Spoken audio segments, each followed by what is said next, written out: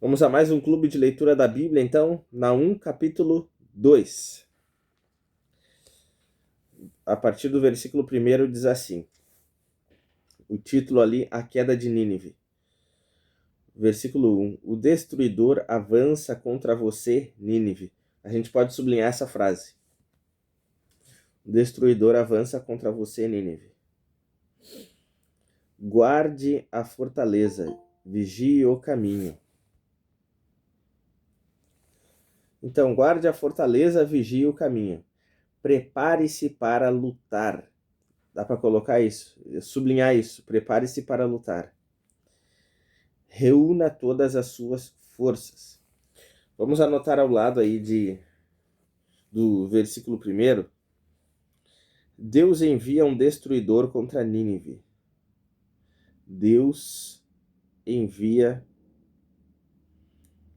um destruidor contra Nínive.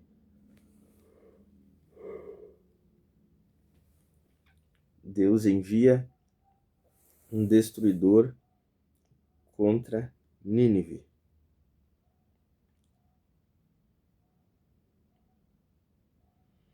Deus envia um destruidor contra Nínive. Se quiser colocar entre parênteses, Babilônia, pode colocar. Porque a Babilônia é que ia atacar Nínive.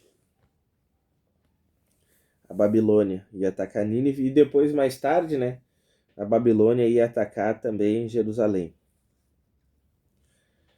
Versículo 2. Porque o Senhor restaurará a glória de Jacó, como a glória de Israel. Pode sublinhar isso também? Até aqui o versículo 2. Porque o Senhor restaurará a glória de Jacó como a glória de Israel. Porque saqueadores os saquearam e destruíram os seus ramos. Vamos anotar do lado do versículo 2. Deus restaurará Israel. Deus restaurará Israel. Deus restaurará Israel.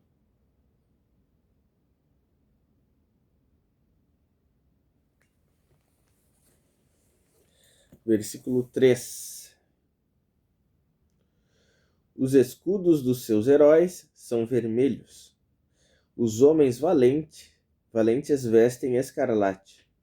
Os carros de guerra brilham como fogo no dia da sua preparação, e as lanças são agitadas.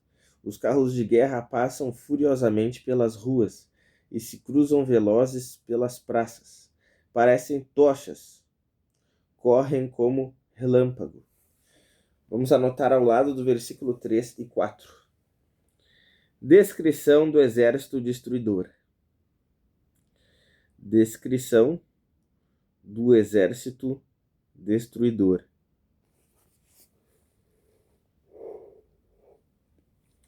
Descrição do exército destruidor.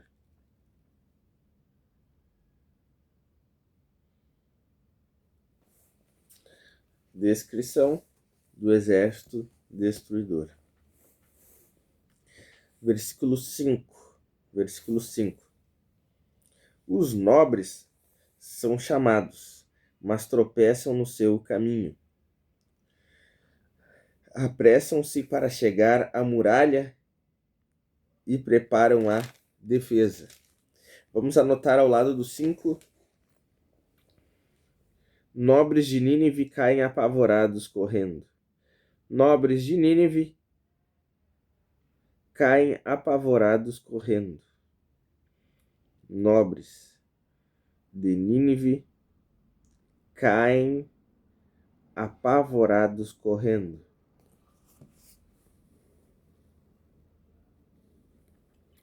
Nobres de Nínive caem apavorados correndo.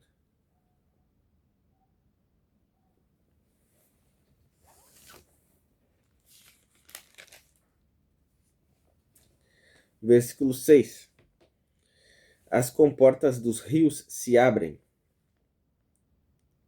e o palácio é destruído.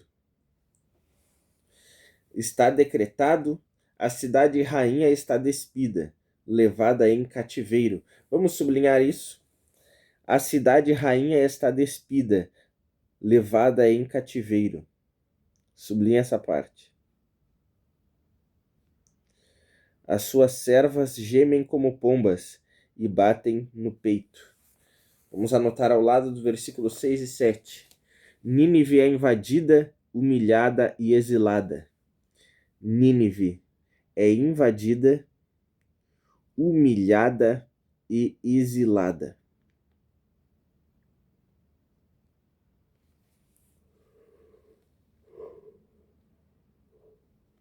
Nínive é invadida, humilhada e exilada.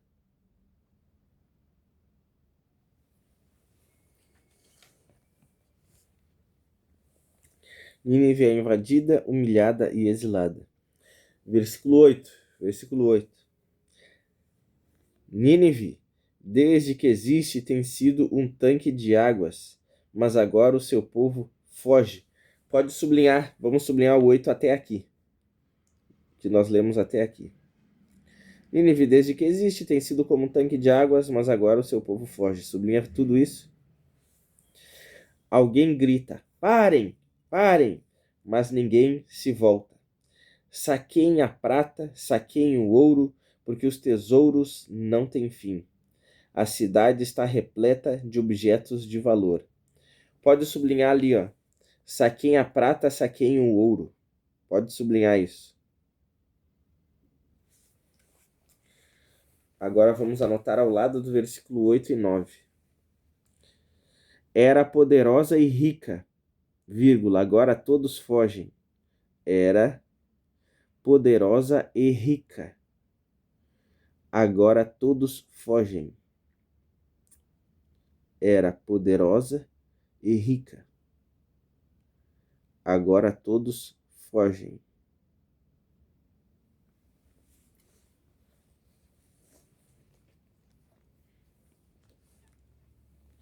Versículo 10. Versículo 10. Vazio, desolação, ruína. O coração se derrete, os joelhos tremem, acabam-se as forças, e o rosto de todos empalidece. Pode sublinhar todo o versículo 10. Pode sublinhar todo o versículo 10. Versículo 11. Onde está agora o covil dos leões? Sublinha essa frase. Pode sublinhar essa frase no versículo 11. Onde está agora o covil dos leões? E o lugar onde os leõezinhos se alimentavam, onde passeavam o leão, a leoa e o filhote do leão, sem que ninguém os espantasse? Vamos anotar ao lado do versículo 10 e 11. Não temiam a ninguém, agora estão apavorados e são roubados. Não temiam a ninguém. Não temiam a ninguém, agora estão apavorados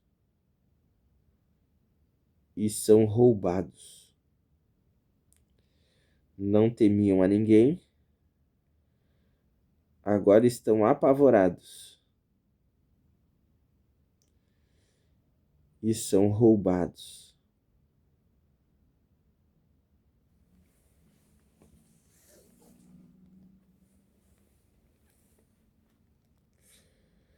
Versículo 12. Versículo 12. O leão arrebatava o bastante para os seus filhotes, estrangulava a presa para suas leoas, e enchia de vítimas as suas cavernas e os seus covis de rapina. Vamos anotar ao lado do versículo 12. Roubavam e sequestravam os povos como escravos. Roubavam e sequestravam os povos como escravos.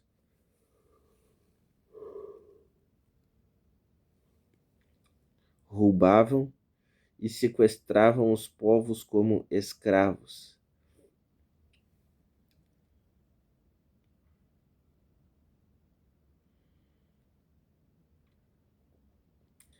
Roubavam e sequestravam os povos como escravos.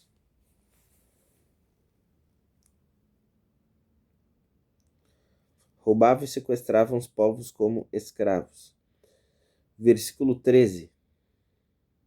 Para finalizar. Eis que eu estou contra você, diz o Senhor dos Exércitos. Queimarei os seus carros de guerra, a espada devorará os seus leõezinhos, arrancarei da terra a sua presa, e nunca mais se ouvirá a voz dos seus embaixadores. Pode sublinhar todo o versículo 13. Sublinha todo o versículo 13.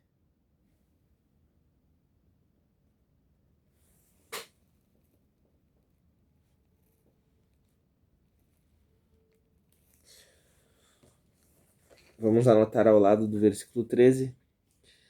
Deus destrói os filhos, vírgula, exércitos, vírgula, nobres e liberta os escravos. Deus destrói os filhos, exércitos. Deus destrói os filhos, exércitos, nobres e liberta os escravos.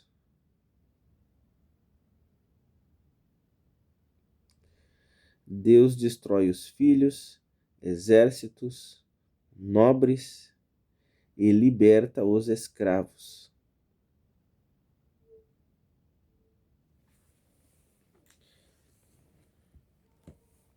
Ok.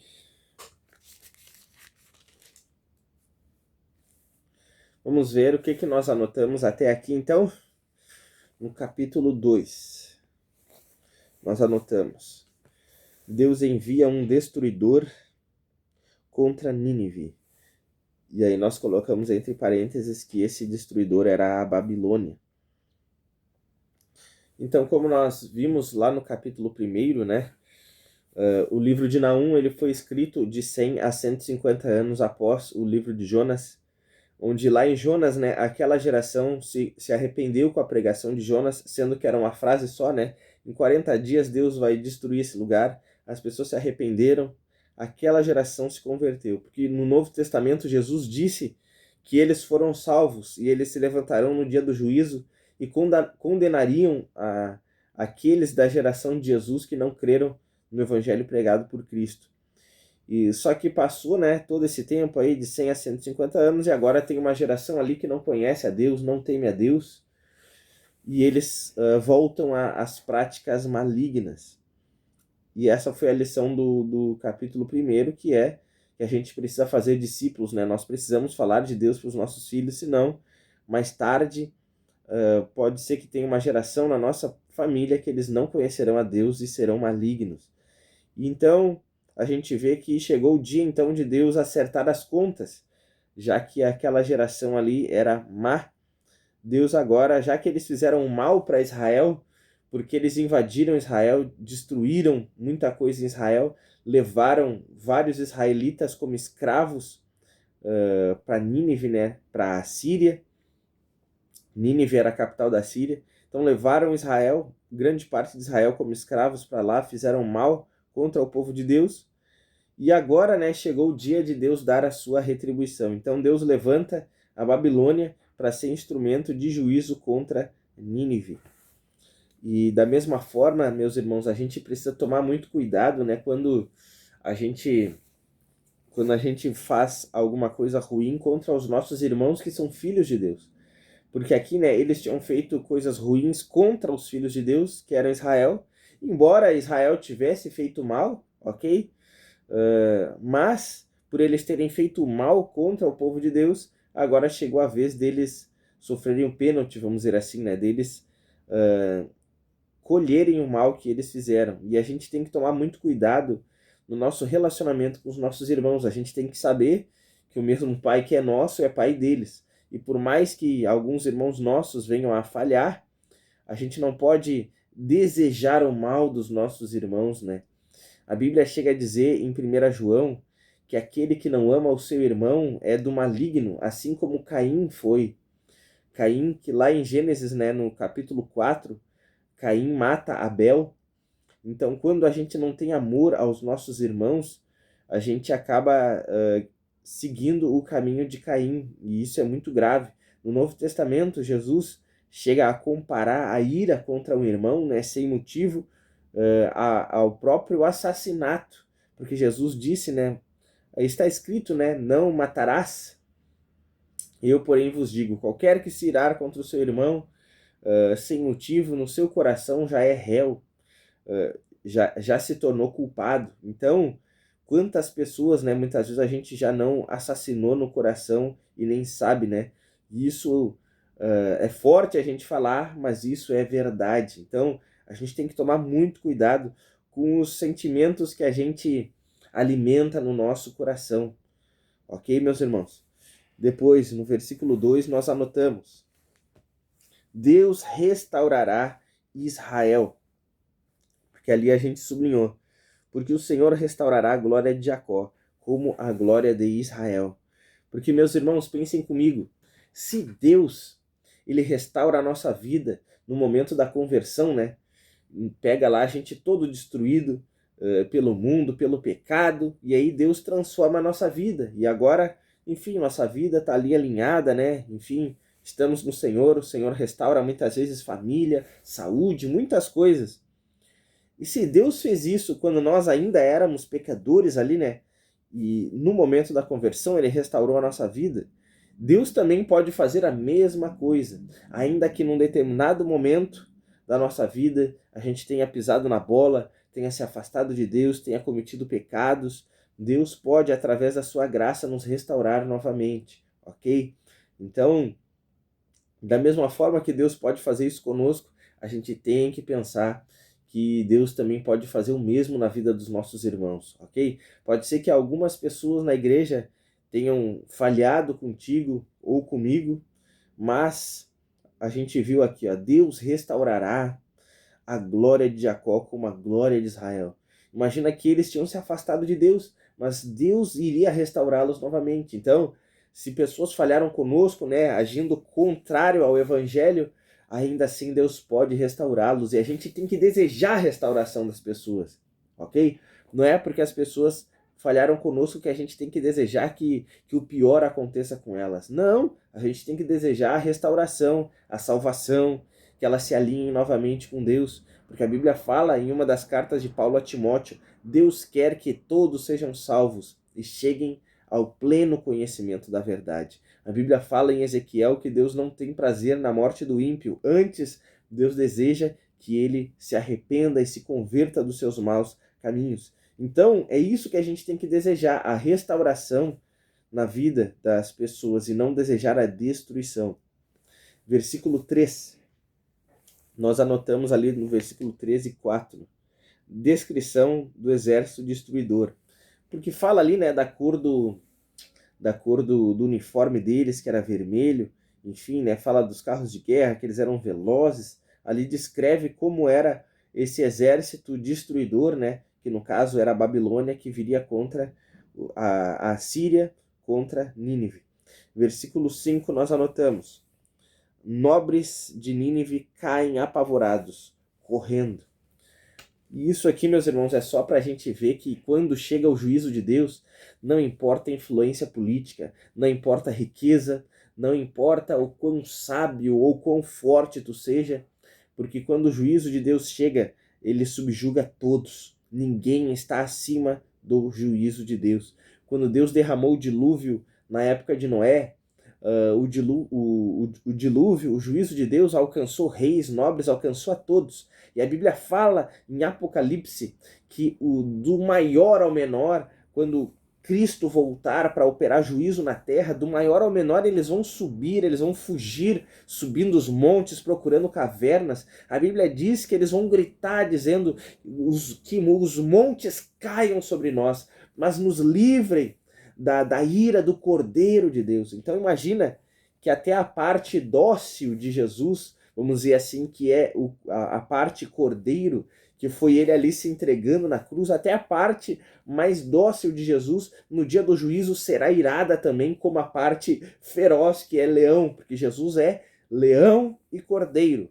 Como cordeiro, ele se entregou sacrificialmente por nós, e como leão, ele virá em juízo contra toda a impiedade. Então nós vemos aqui que até a parte que seria mais dócil de Jesus estará ali operando juízo na sua vinda. E os maus, não importa o quão grande eles eram, quão rico eles eram, ou o tamanho do seu exército, ninguém resistirá ao poder de Cristo contra a impiedade. Então é isso que acontecerá. Então a melhor coisa que tem é a gente se sujeitar, a gente se render a Cristo e não ficar resistindo, porque a Bíblia fala, né, em João 3,16, falando do amor de Deus, que Deus amou o mundo de tal maneira que deu o seu Filho unigênito para que todo aquele que nele crê, esse Filho unigênito é Cristo, para que todo aquele que nele crê não pereça, mas tenha vida eterna. Ou seja, aquele que crê em Jesus, aquele que crê em Cristo, não vai perecer, não vai sofrer juízo, condenação, castigo, mas receberá a vida eterna. Mas aí o mesmo capítulo 3, no último versículo, que é o 36, vai dizer: porém, aquele que se mantém rebelde contra o Filho, sobre ele permanece a ira de Deus. Então, vamos nos render ao amor de Deus para a gente não ficar debaixo da ira de Deus e sofrer o castigo mais tarde. Versículos 6 ao 7, nós anotamos: Nínive é invadida, humilhada e exilada. Então, a nação mais forte da época, que era a Síria, que era Nínive, agora foi superada por uma outra nação, que era a Babilônia, e agora eles sofreram, eles foram arrasados. Então eles eram soberbos, arrogantes, achando que eram os mais poderosos, mas agora eles mesmos foram subjugados. Eles fizeram mal a tantos, exibiram o seu poder, a sua influência contra tantos povos menores. Agora chegou a vez deles sofrerem o mal que eles fizeram. Do versículo 8 ao 9 nós anotamos: era poderosa e rica, agora todos fogem. E é isso mesmo. O versículo 8 ali nós sublinhamos: Nínive, desde que existe, tem sido como um tanque de águas, mas agora o seu povo foge. Então, até ali eles eram os mais poderosos, subjugavam a todos, mas agora chegou a vez deles fugirem e serem saqueados. Foram roubados ali o ouro, a prata, eles eram muito ricos, mas agora, né, chegou a vez deles sofrerem o dano. Do versículo 10 ao 11, nós anotamos: não temiam a ninguém, agora estão apavorados e são roubados.